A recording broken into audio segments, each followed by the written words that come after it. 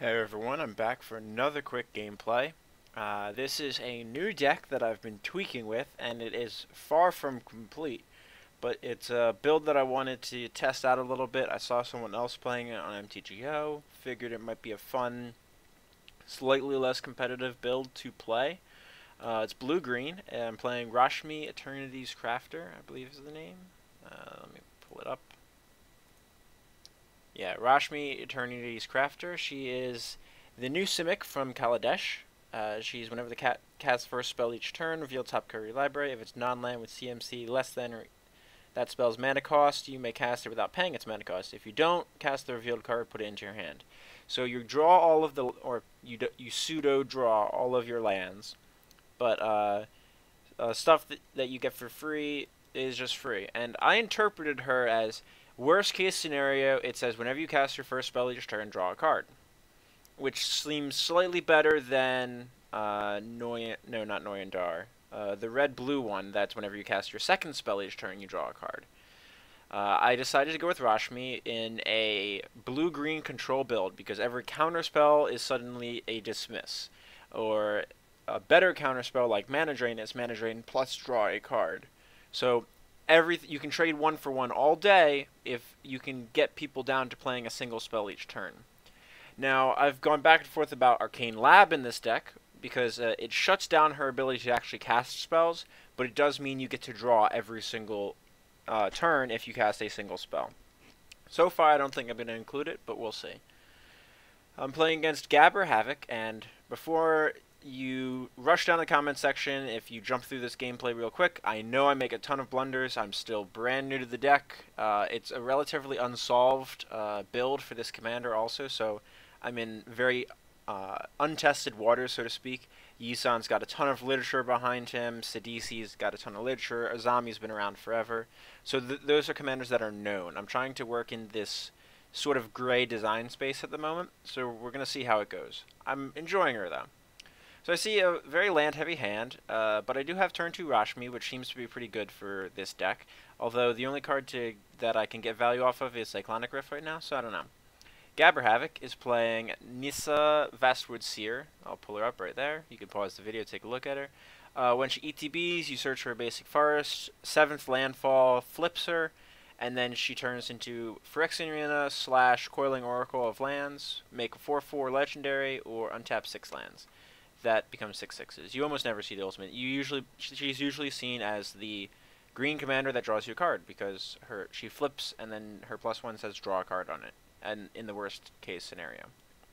So similar type of strategy in the sense of you're playing a commander that just draws you cards and gets you value. So I keep my hand, and I believe Gabber Havoc keeps his as well, or hers, I guess, because Nissa's female. Nissa keeps her hand. How's that? That works. So they go with turn 1 Elves. Alright, so turn 2 Nissa potentially. Well, I have turn 2 Rashmi, so I'll run that out. Wasteland. Alright, I don't have... Okay, you're going to stream my Hollow. That's fine. Into Reclamation Sage on my Crypt. Okay, that's fair. I pick up Ponder. I'm going to Ponder, reveal top. I'll pop out the revealed section. I have to remember to do that for Rashmi. Reveal top and see land, breeding pool, and Tameo. And I decided to put breeding pool on top. I undo. There we go. And I want to run the breeding pool out because I kind of want to bait the wasteland. Because if I bait the wasteland, I have plenty of lands to play this game. I'm more than happy to play it a little bit. Even though it pushes me a bit away from Tameo if they waste my breeding pool, I want to bait this into happening at this point. So I run out the top, and I don't leave the mana up to activate because I'm pretty sure I'm going to be happy drawing. They crop rotation into the Cradle. As soon as I see it, I gotta assume they have Cradle in the deck because sacking their only green source or only green land to me says they're getting a better green source. And down comes Nissa, gets a forest, and puts the forest into play. Into Sylvan Library. So very good turn. I'm very impressed, and I'm sort of punished here because I don't have the mana to play Tameo, so I'm drawing her for no value by not having a top, but I'll survive. So I top and I see, because I would have seen this Nature's Claim if I had kept up Breeding Pool and top during their end step, and I would have had one more mana this turn. Not that it's relevant, I believe, because I didn't need to see the Thawing Glaciers. So put the Glaciers back. I'll put Claim on top. Claim seems good. So here I'm just going to cut the mana at this point.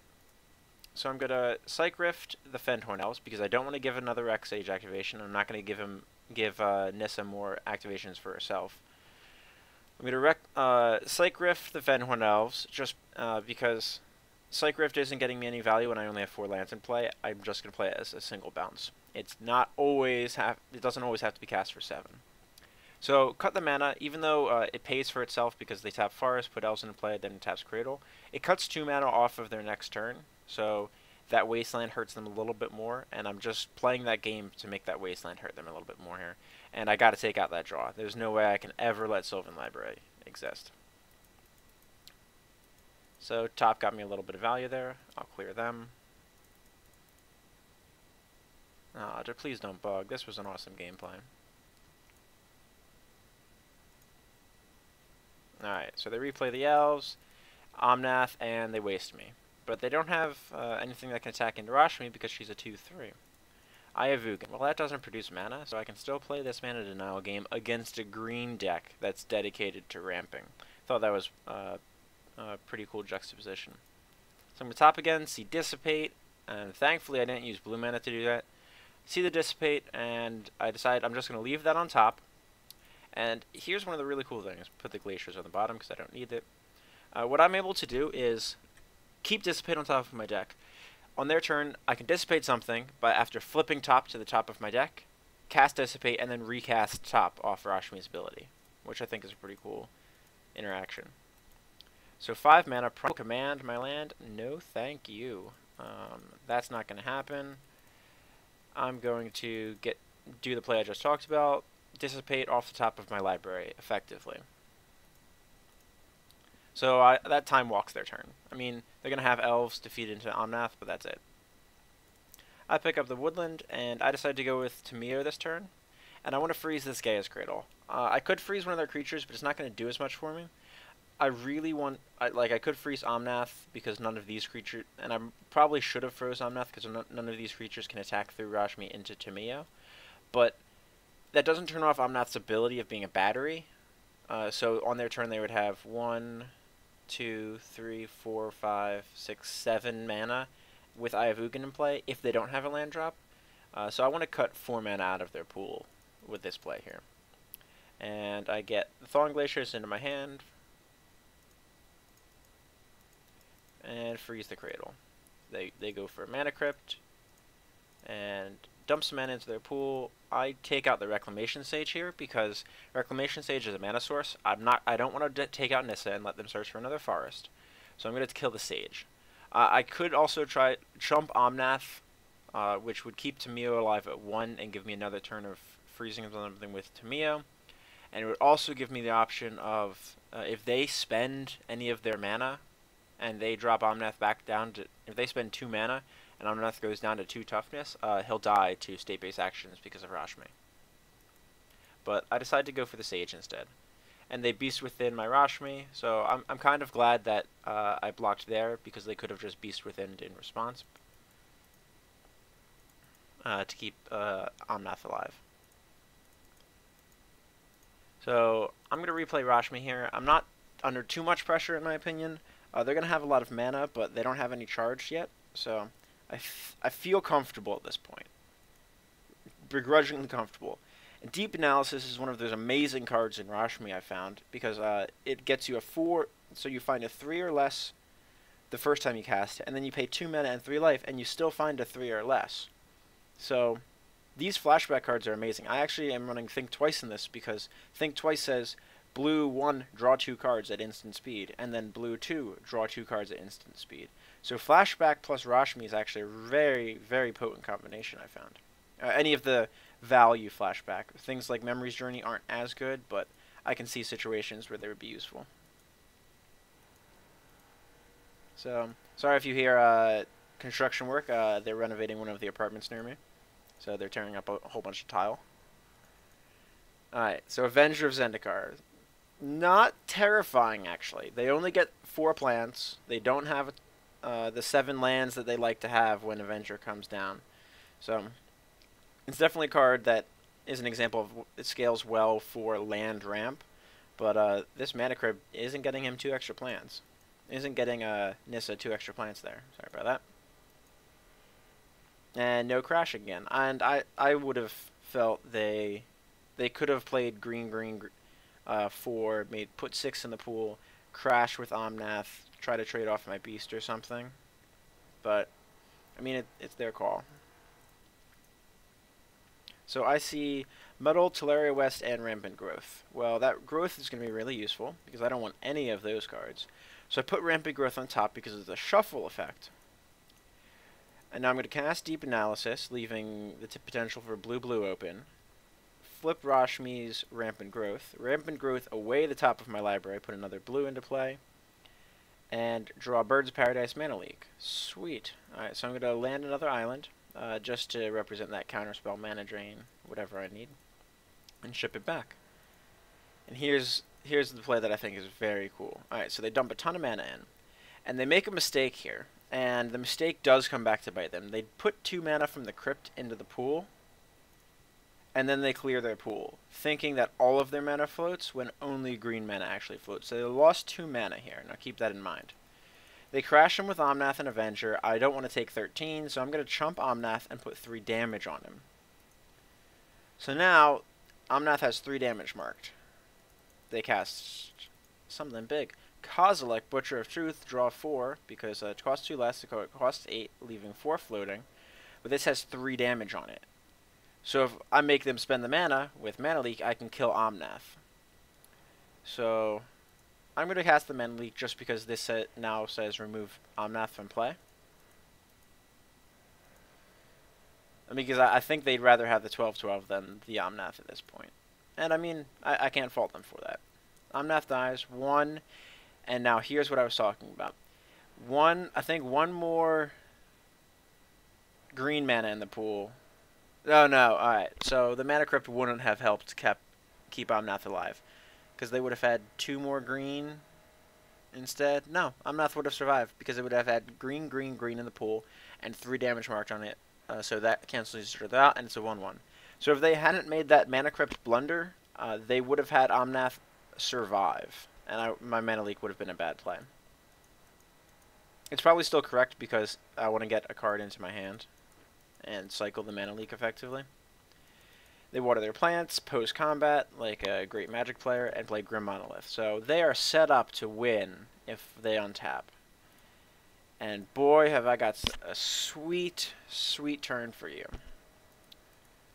So I'm going to top first. I see Temporal Manipulation, and I make a huge blunder coming up also, which you'll see as soon as I try to hold control and activate my Sensei's tap.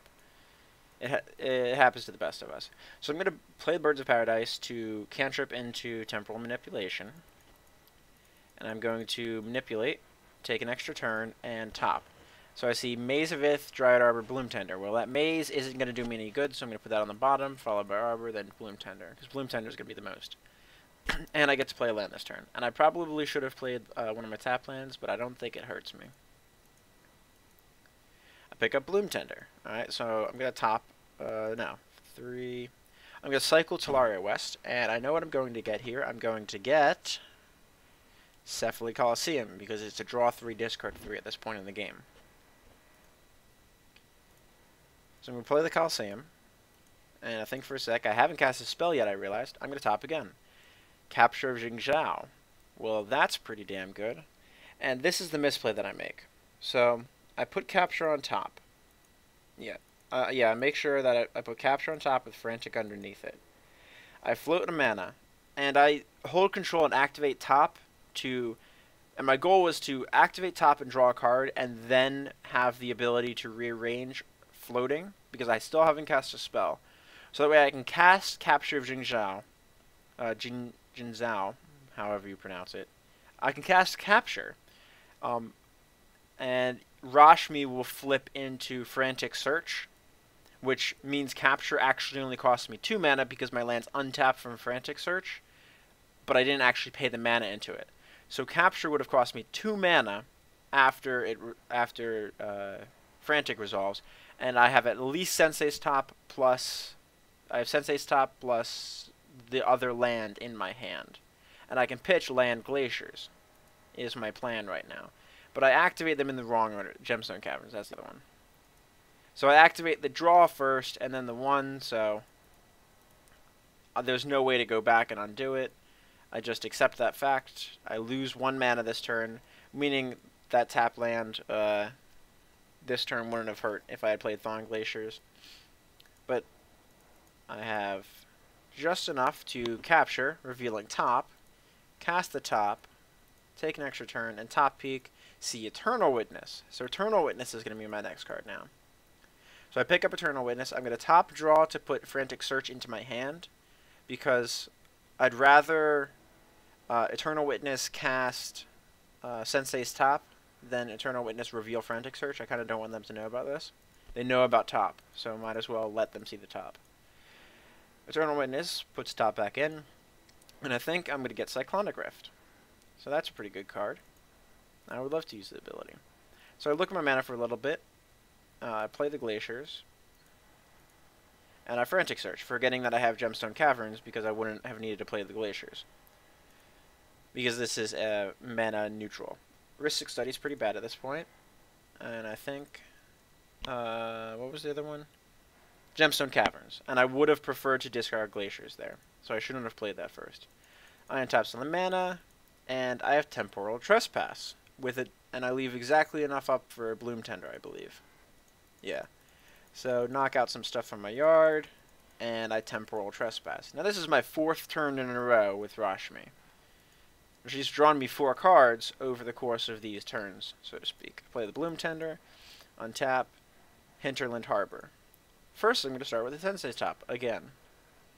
I see Mystical Tutor. And damn am I happy to see this. This is the card I needed to combine with Cyclonic Rift. And man, are you going to be impressed with this play. So I look at my mana, count it up for a sec. Would have liked to have this as 1, but it doesn't matter. Thawing Glacier still isn't good. I Cyclonic Rift, cast Mystical Tutor. Now, let me clear this. So you know I'm Mystical Tutoring. What do I get? Oh, sorry, I jumped through that. Amnesia. Target player reveals all cards in his hand and discards all non-land cards. If ever there was a card to combine with Cyclonic Rift, this is it. So I rift Nissa's board back to their hand, top draw the Amnesia into my hand, have exactly enough to Amnesia their entire hand away. Look at that gas that they had. God. They had Tooth and Nail, Vorinclex, and Green Sun in hand. And then the rest of this was in play. And just like that, how much money did they have? They had 4 plants, 4, 5, 6, 7, 8, 9, 10, 11, 12, 13, 14, 14, 12, 13, 14, 15, 16 mana, 17 mana, Kozilek. They had 17 mana on their turn, which would have been enough to Vorinclex plus Tooth and Nail. 9 and 8. Yeah, Vorinclex followed by Tooth and Nail plus Green Sun, actually. They would have been able to cast all 3 of their cards if they untapped. And just like that, their entire hand goes away. Hellbent against mono green. They have no way of drawing cards. They're 2 mana away from putting their commander back into play. And man, have I taken over this game. And right now, my plan is entirely to into the Royal my own Eternal Witness and get back a capture is my plan, or get back the Tameo, which might actually be better. So that way I can Tameo one of their lands down, start ticking up Tameo's ultimate as quickly as I possibly can while beating them down, and using Glaciers the entire time. But wow, what a swing. And let me jump to the end of the turn.